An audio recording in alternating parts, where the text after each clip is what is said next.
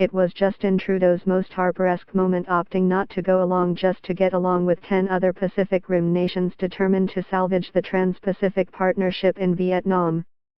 Earlier this week, the Prime Minister hit the brakes on throwing Canada's full support behind the proposed TPP-11, a salvage of the larger pact that President Donald Trump killed when he withdrew U.S.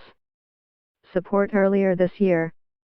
Trudeau's muted enthusiasm for a quick deal triggered the harshest barrage of international criticism he's ever faced. Much of the outrage over Canada's sudden outlier status, a position it frequently occupied under the Stephen Harper Conservatives, emanated from Down Under. An Australian television station cited sources who said, "The Canadians screwed everybody. Justin Trudeau sabotages Trans-Pacific Partnership," the Sydney Morning Herald newspaper flatly declared in a headline. Late Friday, the talks had made enough progress for Canada to declare a modest victory, but it was a far cry from the deal in principle Japan's economy minister was trumpeting the day before. Once the headlines faded, the strategic calculation behind why the Prime Minister decided to slow things down came into sharp focus.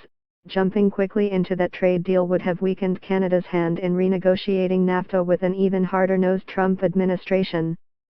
That view came from some unlikely sources, including some former Harper-era conservatives who were intimately involved in the original negotiation of the TPP, the Canada-EU free trade deal known as CETA, and many other deals of varying sizes. Canada's response is not surprising, given all previous outcomes were negotiated with the dominant U.S. economy at the table, said Adam Taylor, a former aide to Conservative Trade Minister Ed Fast and a principal at Export Action Global, an Ottawa-based trade consultancy. It now makes sense to step back, evaluate Canada's long-term offensive and defensive interests and adjust the TPP to present-day realities. The U.S. economy accounted for more 60% of the combined GDP of the TPP's original 12 countries, which also include Mexico and Japan, the latter of which, along with Australia, has become one of the biggest boosters of a new, post-Trump TPP. Despite its rejection of the Pacific Rim Pact, U.S. negotiators have brought significant chunks of TPP text to the NAFTA renegotiations as a template to advance progress. But a massive gap has emerged between the U.S. and its two North American partners. The U.S. wants higher American content in automobiles and wants to do away with Canada's supply management system in agriculture.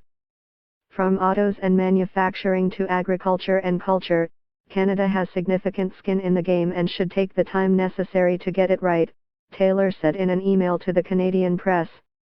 Negotiating by calendar, stopwatch, or trying to shoehorn announcements into international summits for logistical ease is antithetical to strategic long-term planning and goes against Canadian interests.